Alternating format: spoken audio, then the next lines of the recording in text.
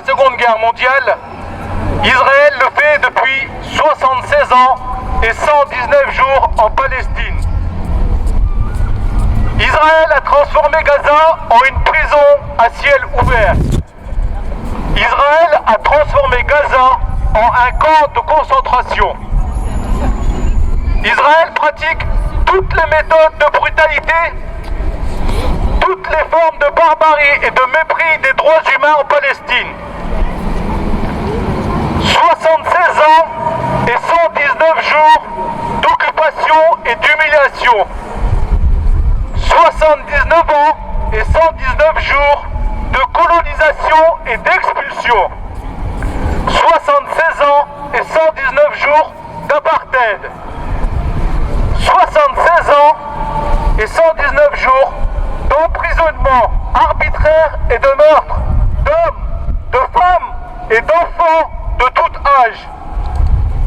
En 76 ans et 119 jours, c'est plus de 50 000 enfants palestiniens qui ont été poursuivis et jugés devant les tribunaux militaires.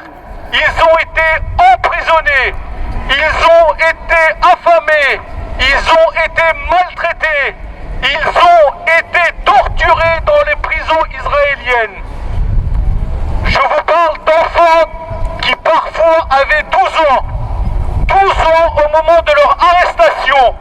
12 ans et prisonniers politiques et dont certains ont été condamnés à 35 années de prison. Israël a tué des milliers de bébés et d'enfants. Israël a massacré des femmes et des vieillards.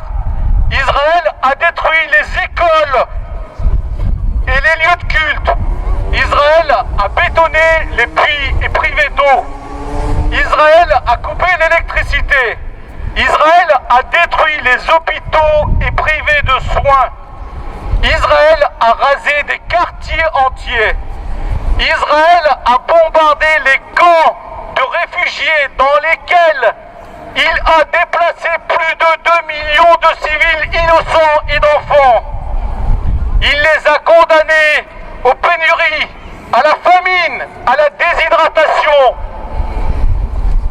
au froid, aux inondations, à la maladie, aux épidémies et à la mort. En bloquant toutes les aides humanitaires, Israël ignore la décision de la Cour internationale de justice. Mais cette barbarie ne s'arrête pas aux atrocités et au génocide qui se déroulent en ce moment même sous les yeux du monde entier, sous les yeux silencieux de la presse et des médias du monde entier. À Gaza, aujourd'hui, Israël fait une chose que même l'Allemagne nazie n'a jamais osé faire. Il place la barre de la barbarie encore plus haut. À Gaza, même les morts ne sont pas en paix. À Gaza, même les morts ne sont pas en paix. Les bulldozers de l'armée israélienne détruisent et creusent les tombes.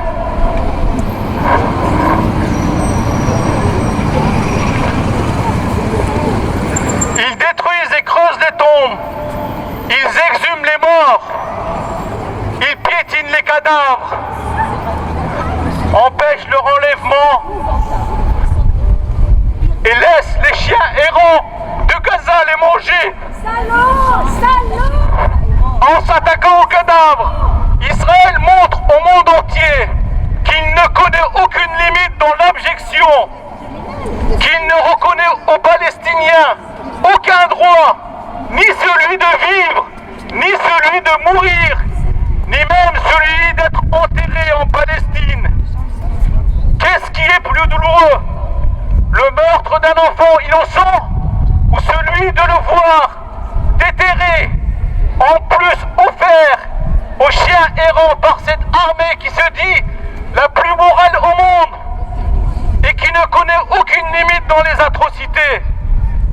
La torture des morts est un crime de guerre, au même titre que le massacre des civils innocents et des enfants. Israël répondra un jour de ces crimes, pas être seuls sur le banc des accusés. Tous les États et entreprises qui arment, tous les États et entreprises qui financent, tous les États et entreprises qui soutiennent Israël d'une manière ou d'une autre sont complices de ce génocide. Ils ne sont pas moins coupables.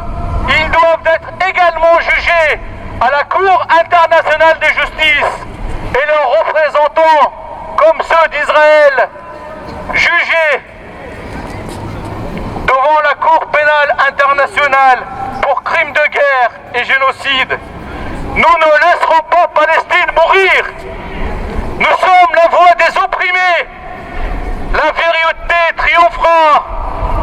Palestine vivra.